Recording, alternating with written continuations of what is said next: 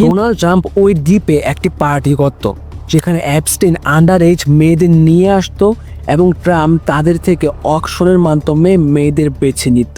একজন ভিকটিমের এইরকম কথা ছিল যে সে এবং তার ফ্রেন্ডদের একটি পার্টিতে ডাকা হয় যেখানে কিনা অ্যাপস্টিন এবং ডোনাল্ড ট্রাম্প উপস্থিত ছিল, কিন্তু সবশেষে তাদের অনেককে মার্ডার করে ওই আইল্যান্ডেই পুঁতে রাখা হয়। সবচেয়ে শকিং এটা ছিল যে ট্রাম্প 13 বছরের একটি মেয়েকে প্রেগনেন্ট করে ফেলে আর তার নিউবর্নকে তার সামনেই মেরে ফেলে। আরেকটি বিষয় সবার সামনে উঠে আসে, বিল গেটস রাশিয়ান মেয়েদের সাথে ফিজিক্যাল হওয়ার পরে যৌন রোগে আক্রান্ত হয় আর এর চিকিৎসা জেফ্রি অ্যাপস্টিন থেকেই নেয় এবং তাকে বলে দেওয়া হয় তার এই ফিজিক্যালের কথা এবং এই রোগের কথা কোনোভাবেই যেন তার ওয়াইফ জানতে না পারে। বিল গেটসের ডিভোর্স হয়ে যায়, কিন্তু মেলিন্ডা কেসের কিছু বছর আগের ইন্টারভিউতে কোনো না কোনোভাবে এই রোগের কথা একদম ম্যাচ হয়ে যায়।